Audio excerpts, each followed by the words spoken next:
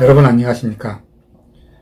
지난 방송에 이어서 오늘도 소개하게 되는 지금 여기 화면 속에 보이고 있는 이 사진은 지금까지 한 번도 세상에 공개된 적이 없었던 굉장하게 흥미로울 뿐 아니라 또한 아주 사료적인 가치가 있는 소중한 사진이기도 합니다. 이 사진은 제가 직접 일본에까지 찾아가서 이 사진 속에 아주 중요한 인물인, 말하자면 이 사진의 주인이었던 바로 여기 이 사진의 중간에 앉아있는 젊은 일본 군인이 있죠. 이 사람이 유가족에게서 직접 얻어냈던 사진입니다. 그럼 먼저 이 사진에 대하여 설명하겠습니다. 이 사진은 1938년 7월에 만주에서, 주야기는 남만주 지대를 활동지역으로 삼고 가장 활발하게 만주국과 일본군에 대항해왔던 중국인 양정우가 인솔하였던 항일연군 제1군에서도 특히 양정우의 기간부대였던 제1군 1사를 소멸하기 위하여 조직되었던 일본군의 특수부대라고 할 수 있는 쿠로사키 유격대가 임무를 완성하고 해단식을 할 때 남긴 기념사진입니다. 그럼 먼저 이 특수부대의 대장이었던 쿠로사키에 대하여 잠깐만 설명하고 넘어가겠습니다. 바로 이 사진 속에 그 중간에 앉은 이 남자가 바로 쿠로사키 중尉인데 이름은 쿠로사키 사다아키라고 불렀습니다. 나이가 이제 겨우 26세에 불과했는데 1912년생이니까 김일성과는 동갑이라고 할 수 있습니다. 새파랗게 이제 젊은 나이였지만 원래는 일본 육군의 그 황도파에 속해 있었던 젊은 장교였었고, 일본의 그 수도 동경을 지키는 동경근위보병연대의 소속 군관이었으나 이해 2월에 발생했던 2.26 쿠데타 때 여기에 참가했다가 이제 쿠데타가 실패로 돌아가고는 이제 처분받고 만주로 쫓겨왔던 그런 군인이었습니다. 이 쿠로사키 사다아키는 당시 만주 독립보병 제6대대 산하의 제2중대 중대장으로 배치받았는데, 이 이중대가 오늘의 중국 길림성 해령현 산성진의 기차역을 지키는 이런 임무를 맡았습니다. 잘 알려져 있다시피 해령현은 당시 항일연군 제1군의 주요한 활동지역이었습니다. 그 길림에서 해령까지 철도를 길해선 철도라고 부르는데, 이 철도가 당시 이 1군 1사, 이 1사는 과거에 이홍광의 부대였다가 후에 이홍광이 사망하고는 그의 후계자였던 중국인 정빈이 사장직을 맡고 있었는데, 이 정빈이 1사에 의해서 이 철도가 여러 차례 습격당하고 파괴되었던 적이 있었습니다. 그러다 보니 이 지역의 경무를 총괄하고 있었던 당시의 그 통화성 경무청에서 경찰대대만 가지고는 항일군을 토벌하는 데 힘이 붙이자 만주국 치안부에 요청하여 군경, 즉 군대와 경찰이 함께 이제 특수부대를 조직하게 되었는데, 그때 산성진 기차역을 지키고 있었던 그 산성진이 해령현의 현소대지였습니다. 이 산성진 기차역을 지키고 있었던 바로 이 만주 독립보병 제2중대 쿠로사키 사다아키 중대가 통째로 차출되어 통화성 경무청 산하의 경찰대대와 함께 인원수가 약 200명 가까운 쿠로사키 유격대로 조직되었던 것이었습니다. 이 유격대는 굉장하게 활약했습니다. 당시 남만주 지방을 무인지경 나들듯이 주름잡고 다녔던 중국인 양정우의 부대, 주야기는 그 항일연군 1군인데, 이 부대는 당시 그 수많은 그 일본군과 만주군을 상대로 전투를 진행하였지만 유일하게 이 쿠로사키 유격대와 싸워서는 한 번도 이기지 못하였습니다. 양정우 본인이 직접 인솔하였던 1군의 기간부대가 계속 이 쿠로사키 유격대에게 쫓겨다니기만 했습니다. 종당에 가서는 이제 어떤 일이 발생하게 되었느냐면, 양정우의 기간부대였던 제1군 1사의 사장 정빈까지도 결국은 이 쿠로사키 유격대에게 포위되어서는 귀순한 일이 발생하게 되었습니다. 자, 이 사진 속에서 특별히 그 쿠로사키 사다키 오른쪽 곁에 앉은 이자가 바로 정빈입니다. 물론 이때는 이 정빈이 이미 귀순하고 나서 통화성 경부청에서는 특별히 이자의 이름까지 달아서 정빈 정진대까지 이제 조직하고 이자가 이 정진대의 대장이 된 뒤였습니다. 그런데 오늘 제가 들려드리고자 하는 이야기의 주인공은 이 정빈이 아닙니다. 이 정빈보다 훨씬 더 중요한 인물이 지금 이 사진 속에 있습니다.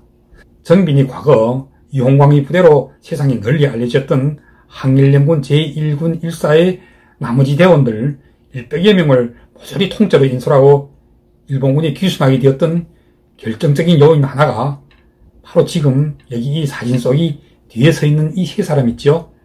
이 세 사람 가운데서도 오른쪽 두 번째에 서 있는 바로 이 사람 때문이었습니다. 제가 오늘 들려드리고자 하는 이 이야기의 주인공이 바로 이 사람입니다. 이 사람은 성씨가 안씨입니다. 우리 한국의 독립운동사에서 가장 유명하고 가장 위대한 안중근 있지 않습니까?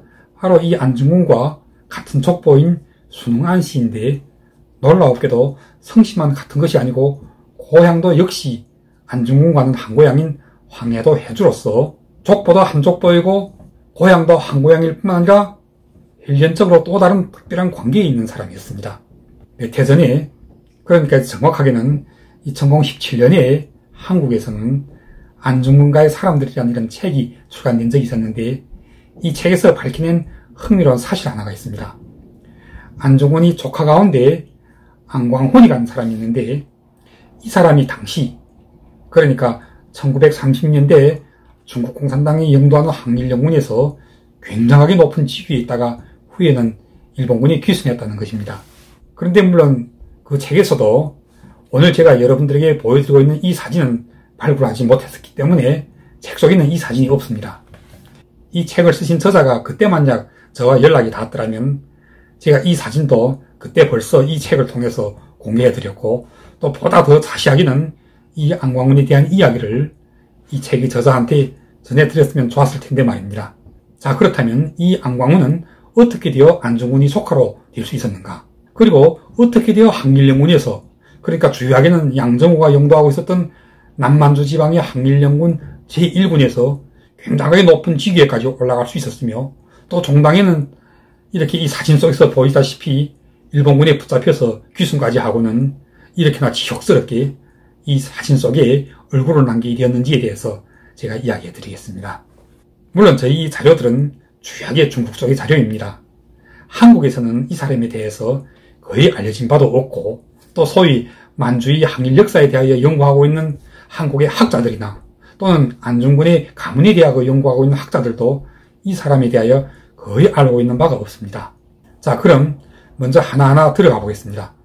이 사진 속의 이 인물, 이때는 이미 일본군이 귀순하여 만주국 통화성 경무청 산하의 경찰대대 정치교관이 되었던 때의 안광훈의 사진입니다. 이 사진 속에 안광훈이 쓰고 있는 모자랑 옷이랑 보십시오. 이게 일본군들한테 얻어입은 그 견장 없는 일본군 모자와 군복이 아니고 뭡니까? 거기다가 이렇게 권총까지 어깨에 메고 있지 않고 뭡니까? 그런데 이런 사람이 어떻게 안중근이 조카가 될 수 있느냐 하는 것입니다. 한국의 자료에서 이 사람은 안중근이 조카 안호생으로 소개되기도 하는데 중국의 자료에서는 안호생이 후에 중국 남방에서 활동할 때는 이름을 안창훈으로 바꿨으며 1930년에는 만주로 나와서 주요하게는 남만이 반석지방에서 활동할 때는 이름을 또 안광훈으로 바꿨다고 나옵니다. 이 안광훈의 부친은 안봉근인데 이 안봉근의 아버지 안태근은 안중근의 숙부였던 것입니다. 안광훈이 나이가 1907년생이니까 1879년생인 안중근과는 거의 30살 가까운 나이 차이가 나죠. 그런데 이 안광훈에 대하여 중국 정부의 자료 속에서는 어떻게 쓰여 있느냐면 제가 여기 자막으로서 그 자료 속에 중국어로 된 내용을 올려드리겠습니다. 자, 이것이 무슨 내용이냐면 캉렌 판장 안광슌, 그냥 그 반역자는 중국어로 이제 판투라고 쓰면 되는데 판장이라고 쓴 것은 여기서 이 장자는 장군이란 뜻입니다. 즉 항일연군 내의 장군급의 반역자라는 뜻인데 그 다음 바로 아랫줄에는 이렇게 쓰여 있습니다. 안광훈은 일찍 동부항일연군 제1군의 군참모장직을 담임하였다. 이렇게 이제 직책을 밝히고 있는데, 계속하여 안광훈은 1938년 2월 13일에 일본군이 기순하였는 바, 전투 중에 부상을 당하여 병치료를 하고 있던 중에 체포되었는데 죽음이 무서워서 변절하였으며, 그를 변절하게 만들었던 풍검령 등과 밀목 끝에 정빈을 붙잡기 위하여 일본군에게다가 어떤 계책을 드렸느냐면, 정빈이 효자이기 때문에 만약 정빈이 어머니와 그의 형을 인질로 붙잡아다가 잡아가두고 정빈에게 귀순하라고 공고하면 정빈이 반드시 귀순한다고 일본군에게다 이렇게 고약한 계책을 대줬던 것입니다. 계속하여 이 자료 속에서는 어떻게 기록하고 있느냐면, 중국어로 안광슌 판변后在日军讨伐抗联的过程中起了重要作用，包括在最后追杀杨靖宇的过程中，杨靖宇牺牲后，为了确认，日本人叫来安广勋辩论，结果安广勋看到后竟毫无掩饰的失声痛哭。 이 무슨 뜻이냐면, 안광훈은 귀순한 후 일본군이 항일연군을 토벌하는 과정에서 굉장하게 중요한 작용을 했는 바, 당시 남만주 지방의 항일연군의 최고 사령관이었던 양정우도 최종적으로는 바로 이 안광훈 때문에 토벌대에게 사살당했고, 양정우가 사살당한 뒤에는 일본군이 이 안광훈을 현장에 불러다가 시체를 감별하게 했다는 것입니다. 안광훈은 양정우의 시체를 보고 나서 그 현장에서 실성통곡했다고 기록하고 있습니다.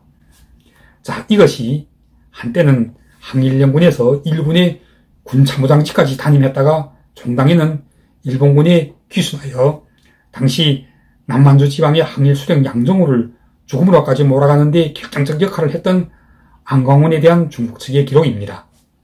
이렇게 안광훈은 일본군이 남만지방에서 항일연군을 소탕하는데 아주 결정적인 큰 공을 지었기 때문에 그 공로를 인정받아서 당시 그 동화성 경찰청의 경자로 임명되었고, 또 후에는 동화일본 헌병대 나카지마 공작반의 정치훈련반 주임이 되기도 했습니다. 그뿐만 아닙니다. 1941년 1월에는 안광훈이 또 이제 정광을 찾아가서 이제 귀순하라고 설득했는데, 이 정광이 이제 누군지는 제가 다른 방송들에서 여러 차례 걸쳐서 아주 자세하게 소개한 바가 있지 않고 뭡니까? 결국 이제 정광까지 일본군이 기순하고 나서 남만주의 항일 세력은 기본상에서 괴멸되고 맙니다. 유일하게 살아남았던 김일성이 나머지 대원들을 인솔하고 소련으로 피신한 데 이제 성공하였죠. 안광훈은 후에 그 정광과 함께 만주국 치안부의 그 인사소치에 의해서 오늘의 그 중국의 하복성, 그때는 이제 열하성으로 불렸는데, 이 열하성의 성소재지인 성덕으로 파견받고 나갔습니다. 당시 성덕지방에는 그 중국 공산당의 팔로군에 소속되어 있었던 조선의용대가 활동하고 있었는데, 이 의용대에는 과거 중국의 남방에서 정광이나 안광훈의 부하로 활동했던 사람들이 적지 않았습니다. 일본군은 이들을 상대로 안광훈의 역할을 기대했으나 별로 주목할 만한 성과를 거두지 못했던 것으로 보입니다. 결과 이제 안광훈은 1941년 성덕에서 열병으로 죽었다는 소문이 돌았으나, 또 다른 설에 의하면 일본군이 투항하고 나서 안광훈이 오늘의 중국 연변 도나에서 붙잡혔다고도 합니다. 그런데 그때 이제 그 도나에 와서 주둔하고 있었던 팔로군이 당시 도나 지방의 그 국민당 군대한테 이제 도나 현성을 다시 빼앗기게 되었던 그런 한단락의 역사가 있는데, 아마 그때 그 혼란한 틈을 타서 안광훈이 빠져 도망쳐 나왔던 모양이에요. 그래서 이제 후에는 길림시로 이사해서 1980년대까지도 이제 길림시에서 살았다는 그런 설이 있습니다. 제가 후에 그 도나와 교화, 길림 이 지방에서 답사를 하면서 조사 연구를 진행할 때 길림시 용당부 철동가, 제가 이 주소를 지금까지도 아주 생생하게 기억하고 있습니다. 중국말로는 지린시 롱탄취 태동지의 태동웨이 이렇게 부릅니다. 여기서 이름을 중국어로 류즈푸라고 부르는, 직역하면 이제 요자부가 되는데, 이 사람이 이제 뭐라고 이제 고백했느냐면, 자기 어머니와 재혼했던 사람이 항일연군 제1군 참모장을 지냈던 조선인 안광훈이라는 것입니다. 그 외에도 또 이제 몇 가지 설이 더 있지만, 중국의 그 항일연군 방면의 전문가들과 역사학자들로부터 인정받지는 못했습니다. 중국의 항일연군 역사에서 일본과의 전투 중에 귀순하고 변절했던 가장 가증스러운 귀순분자들의 그 명단 속에 이 안광훈은 가장 앞자리에 있는 인물입니다. 시간상에서 가장 일찍 일본군이 귀순했던 귀순분자로는 항일연군 제2군의 독립사 사장이었던 주진이 있고, 지상에서 가장 높았던 귀순분자로는 바로 항일연군 제1호군의 총정치부 주임이었던 정권과 함께 제1호군 산하의 제1군의 정치부 주임 겸 참모장이었던 이 안광훈이 들어있습니다. 참으로 기복이 심했던 한 인간의 기관 운명을 통해서 역사라는 거울에 우리 자신의 얼굴을 한 번쯤 비춰보는 것도 뜻있는 일입니다.